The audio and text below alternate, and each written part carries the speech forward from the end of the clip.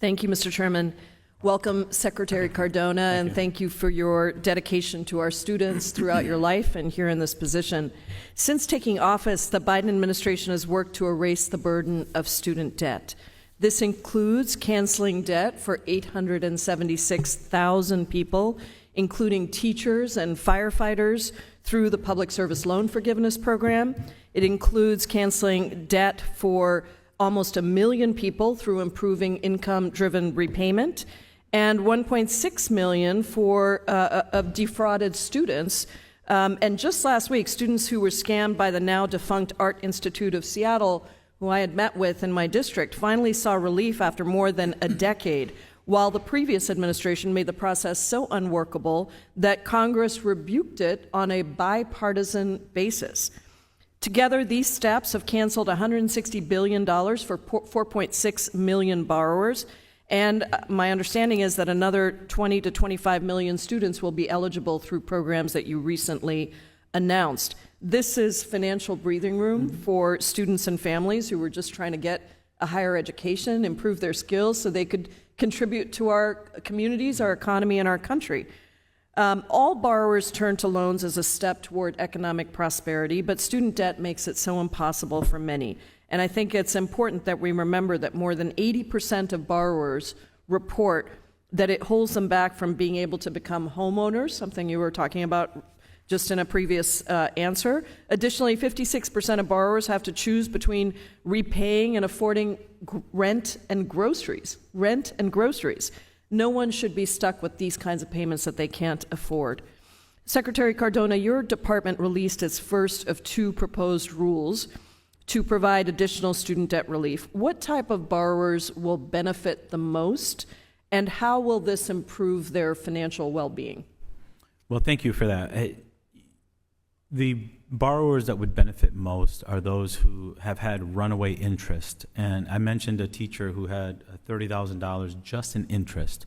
That prevented her from being able to even attack the principal of the loan. So that's one. I mentioned public servants. You talked about teachers and firefighters. Bipartisan bill. We want to make sure that you don't have to jump through hoops to apply for that. If you worked for 10 years in public service, if you've paid your loans, it should be automatically discharged. We have a teacher shortage, we have a nurse shortage, and we wonder why.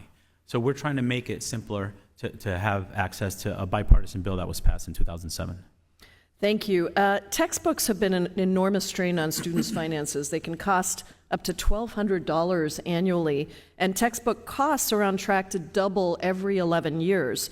Students can save by buying used books or renting or borrowing from their library, but some institutions actually automatically bill students for their books.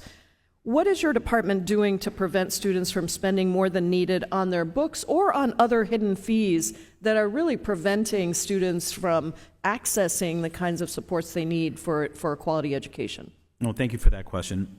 As you know, this is in negotiated rulemaking, so I really can't comment on specifically, where we think we're going to end up. But we are taking a very close look at what students are paying for.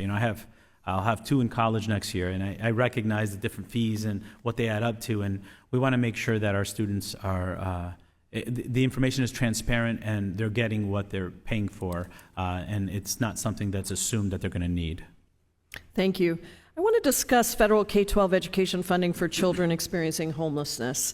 Your department's 2023 guidance for American Rescue Plan homeless youth funding has really been an incredible lifeline for those families.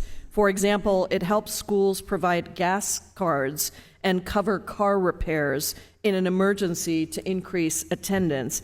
And I know that these funds are expiring soon. Right. What supports does the department have in place for families experiencing homelessness, including for after these funds expire?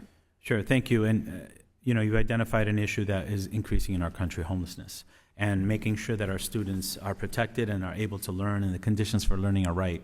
We're requesting a $129 million budget request for FY25. Programs like preschool programs, supplemental instructions for students that fall behind because of the trauma of being housing insecure, before and after school programs, transportation. As a school principal, let me tell you, that was the most expensive thing. Making sure the student doesn't have to bounce 5-6 different schools under the McKinney-Vento Act. to have a solid, consistent education. So transportation and then healthcare referrals is also something that is required.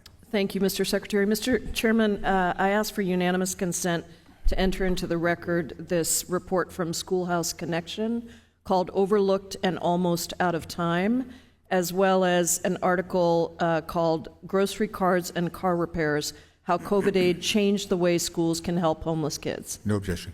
I yield back. Thank you very much.